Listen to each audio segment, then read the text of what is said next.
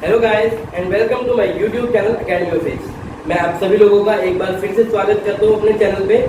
और अगर आप लोगों को मेरे लेक्चर पसंद आ रहे हैं, समझ आ रहे हैं, जैसे कि आप सभी को जानते हैं, सभी लोग जानते हैं कि हम 12th क्लास के कॉमर्स के या बिजनेस स्टडीज के फ्री में लेक्चर प्रोवाइड कर रहे हैं। तो आप क्या करें, ज़्यादा से ज़्यादा लोगों को शेयर करें, सब्सक्राइब करें और लाइक करें।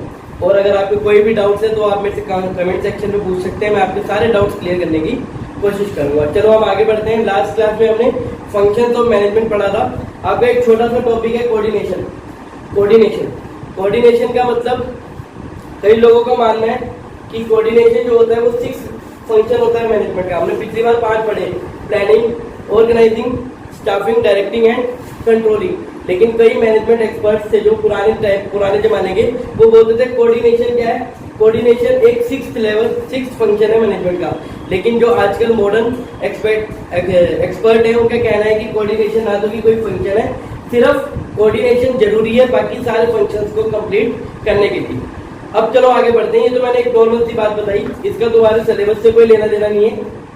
तुम्हें जो मेन क्वेश्चन आता है वो आता है कोऑर्डिनेशन क्या होता है और उसकी कैरेक्टरिस्टिक्स क्या होती है और उसकी इंपॉर्टेंस क्या होती है।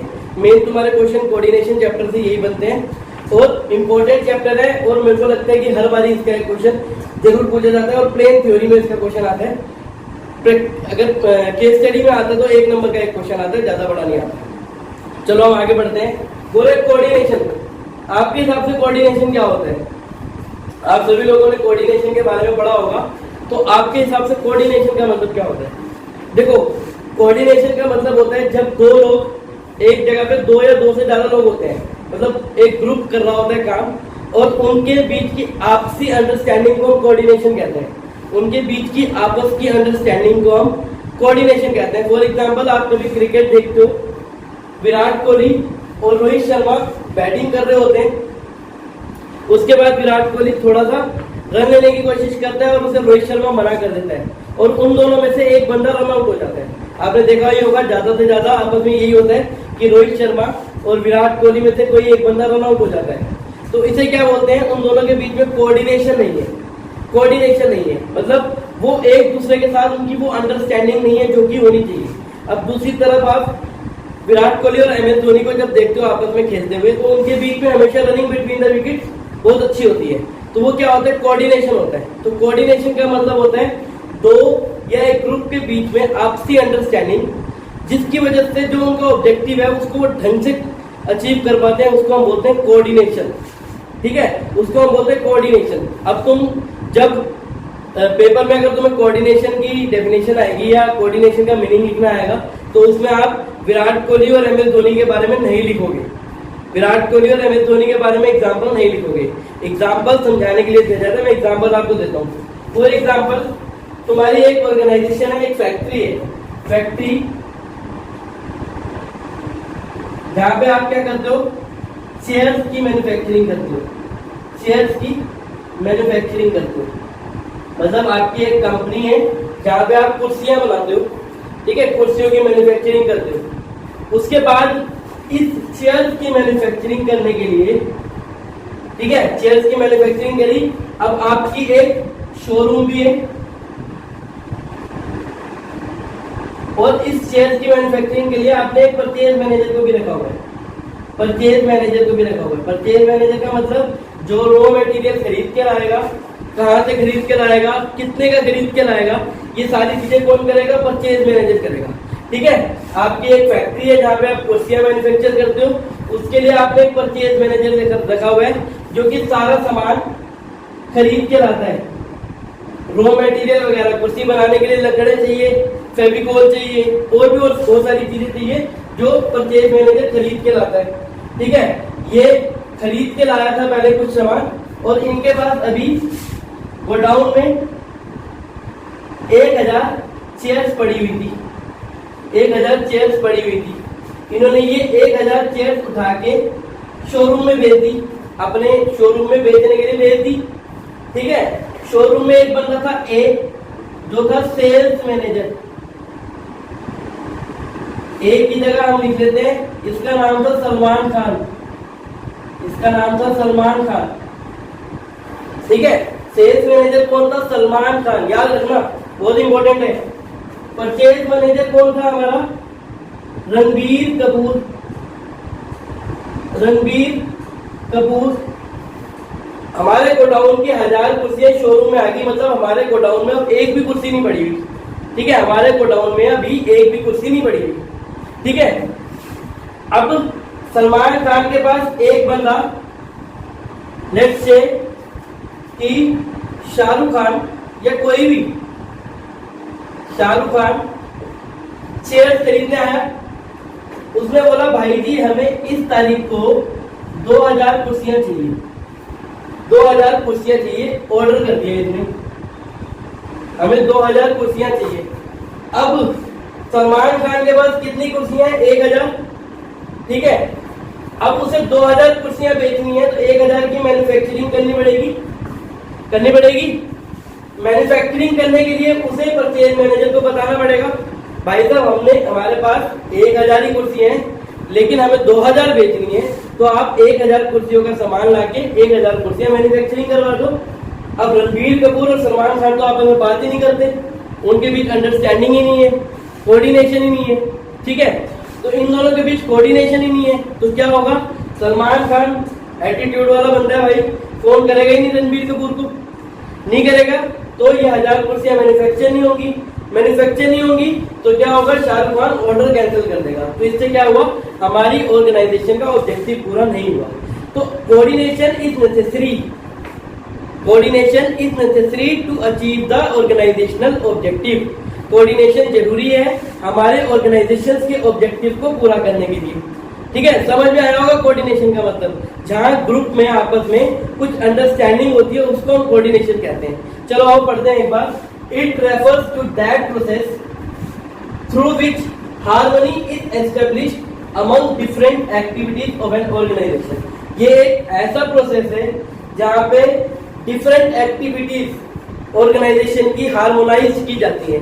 ठीक है, तो मैंने क्या बताया? 2 एक्टिविटीज थी, सेल्स एक्टिविटी और परचेज एक्टिविटी। इन दोनों के बीच हार्मनी पैदा करने को हम कोऑर्डिनेशन कहते हैं, यही मैंने पढ़ाया।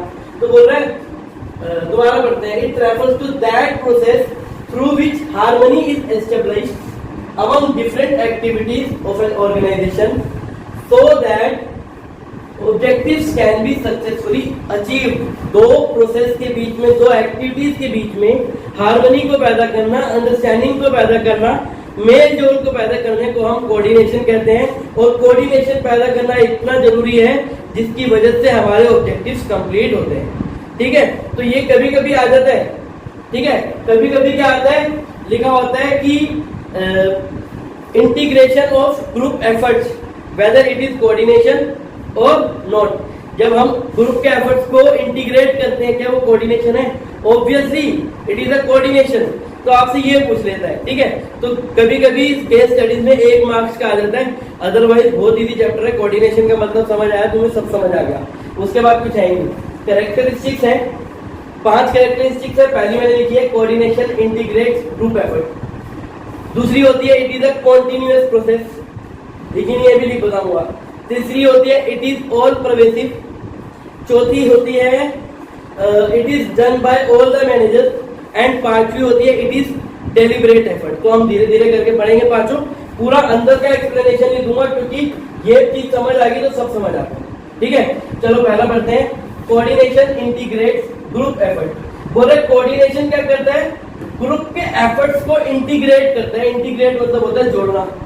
ठीक है, ये मैंने पहले ही बता दिया। Coordination integrates group effort. बोले कोऑर्डिनेशन ग्रुप के एफर्ट्स को इंटीग्रेट करता है, जोड़ता है। मतलब अगर कोई ऐसा काम है जो अकेला बंदा कर रहा है तो वहां पे कोऑर्डिनेशन की आवश्यकता होगी? बिल्कुल भी नहीं होगी, क्योंकि एक बंदा ने खुद नहीं काम करना है, उसे किसकी क्या सहमति लेनी, किसी और की क्या अंडरस्टैंडिंग लेनी। तो वो बोल रहा है कोऑर्डिनेशन इंटीग्रेट करता है ग्रुप एफर्ट्स को। तो यही बोल रहा है the need of the coordination is felt when group effort is needed for the accomplishment of the objective। Coordination की आवश्यकता तभी होती है जब तुम्हें अपने ऑर्गेनाइजेशन के ऑब्जेक्टिव पूरे करने के लिए एक ग्रुप की आवश्यकता होती है। अगर वहां पे ग्रुप की आवश्यकता नहीं है तो हमें कोऑर्डिनेशन की आवश्यकता ही नहीं पड़ती है।